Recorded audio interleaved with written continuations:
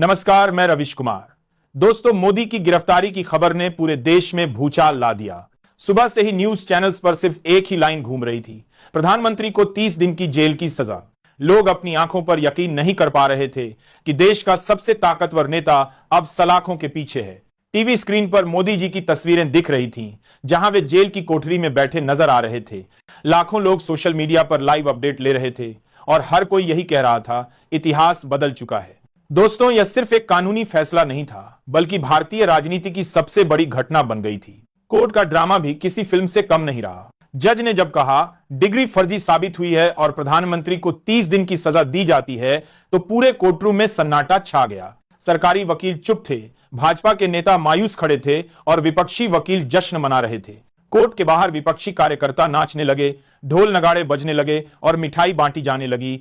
कांग्रेस के दफ्तर में पटाखे फूटे, आम आदमी पार्टी ने रैली निकाली और वाम दलों ने प्रेस कॉन्फ्रेंस करके कहा, आज लोकतंत्र ने जीत हासिल की है। लेकिन भाजपा के दफ्तर का नजारा बिल्कुल उल्टा था। वहां मातम पसरा हुआ था, कार्यकर्ता मायूस थे और नेताओं के चेहरों पर तनाव साफ दिख रहा था। कई नेता आपस में कह रहे थे, अब क्या होगा, पार्टी को कौन बचाएगा। कुछ कह रहे थे, यह विपक्ष की चाल है, हमें लड़ाई लड़नी होगी। लेकिन सच्चाई यह थी कि फैसला आ चुका था और देश का प्रधानमंत्री अब जेल का कैदी बन गया था। सोशल मीडिया ने इस पूरे मामले को और आग लगा दी। Modi in jail, fake degree और पीएम रिजाइन जैसे हैशटैग ट्रेंड करने लगे। लोग मीम्स बनाने लगे। किसी ने मोदी जी को जेल की वर्दी में एडिट किया, किसी ने नकली डिग्री की फोटो वायरल कर दी। युवाओं ने लिखा, हमें नौकरी चाहिए थी लेकिन देश को नकली डिग्री वाला नेता मिला। किसानों ने कहा, हमारे लिए वादे झूठे थे, पढ़ाई भी झूठी निकली। महिलाओं ने कहा, भरोसा टूटा है, अब नए नेतृत्व की जरूरत है। मीडिया चैनलों पर डिबेट की गर्मी और भी बढ़ गई। एक चैनल ने हेडलाइन चलाई, देश का प्रधानमंत्री जेल में, कुर्सी खतरे में। दूसरे चैनल ने दिखाया, मोदी का राजनीतिक अंत। एंकर चिल्ला रहे थे, क्या अब मोदी जी इस्तीफा देंगे। विशेषज्ञ कह रहे थे, कानून साफ है, प्रधानमंत्री जेल में रहकर पद पर नहीं रह सकते। कुछ पैनलिस्ट बचाव में कह रहे थे, यह विपक्ष की चाल है, मोदी निर्दोष हैं। लेकिन जनता की नजरें अब सिर्फ इस सवाल पर थीं, कुर्सी कौन संभालेगा। संसद का माहौल भी बेकाबू हो गया। विपक्षी सांसद नारेबाजी करने लगे, फर्जी डिग्री वाला पीएम मुर्दाबाद। भाजपा सांसदों ने बचाव की कोशिश की, लेकिन शोर इतना ज्यादा था कि स्पीकर को बार बार व्यवधान डालना पड़ा। राहुल गांधी ने संसद में खड़े होकर कहा, अब देश को असली पढ़ाई वाले नेता की जरूरत है।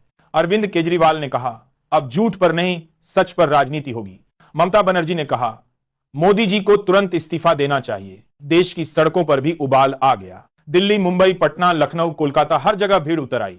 कहीं पटाखे फूटे, कहीं मोदी का पुतला जलाया गया। मोदी समर्थकों और विरोधियों के बीच भिड़ंत भी हुई। पुलिस को लाठीचार्ज करना पड़ा। कुछ जगहों पर इंटरनेट तक बंद करना पड़ा क्योंकि माहौल बिगड़ रहा था। अब सबसे बड़ा सवाल खड़ा था, भाजपा का अगला कदम क्या होगा। अमित शाह, राजनाथ सिंह, नितिन गडकरी और जेपी नड्डा ने देर रात आपात बैठक बुलाई। बैठक में बहस तेज हो गई। किसी ने कहा, मोदी जी का बचाव करना चाहिए, उन्हें छोड़ना पार्टी की हार होगी। दूसरे ने कहा, अब जनता विश्वास नहीं करेगी, हमें नया चेहरा सामने लाना पड़ेगा। किसी ने सुझाव दिया, अमित शाह को पीएम बनाया जाए। किसी ने कहा, गडकरी को सामने लाना चाहिए क्योंकि उनकी छवि साफ है। लेकिन किसी को भी यकीन नहीं हो रहा था कि मोदी के बिना भाजपा खड़ी रह पाएगी। इसी बीच जेल से भी खबरें आ रही थीं।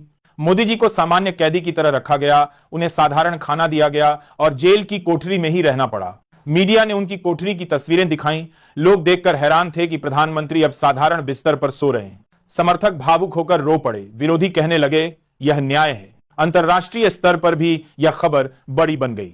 बीबीसी ने लिखा, India's prime minister gelled over fake degree. CNN ने कहा, भारत की राजनीति में सबसे बड़ा संकट। पाकिस्तान, चीन जैसे देशों में भी यह खबर प्रमुखता से दिखाई गई। भारत की छवि पर गहरा असर पड़ा और विदेशी निवेशक भी चिंता जताने लगे। देश की जनता अब नए विकल्प ढूंढने लगी। कांग्रेस ने राहुल गांधी को आगे कर दिया, कहा, अब देश को असली पढ़ाई वाला नेता चाहिए। आपने कहा, हम शिक्षा, स्वास्थ्य और नौकरी पर राजनीति करेंगे। वाम दलों ने कहा, यह पूंजीवाद की हार है, अब जनता की जीत होगी। भाजपा अभी भी दोराहे पर थी, क्या मोदी को बचाएं या नया चेहरा लाएं। जैसे जैसे दिन बीत रहे थे, जनता का गुस्सा और बढ़ता जा रहा था। लोग कह रहे थे, हमें झूठा नेता नहीं चाहिए। सपोर्टर कह रहे थे, मोदी जी निर्दोष हैं। देश दो हिस्सों में बंट चुका था, लेकिन कानून साफ था, प्रधानमंत्री जेल में रहकर देश नहीं चला सकते। अब यह साफ दिख रहा था कि प्रधानमंत्री की कुर्सी हाथ से निकल रही है। दोस्तों, आप क्या सोचते हैं? क्या मोदी जी 30 दिन बाद बाहर आकर फिर से राजनीति संभाल पाएंगे या उनकी कुर्सी हमेशा के लिए चली जाएगी? अपनी राय हमें कमेंट में जरूर बताइए।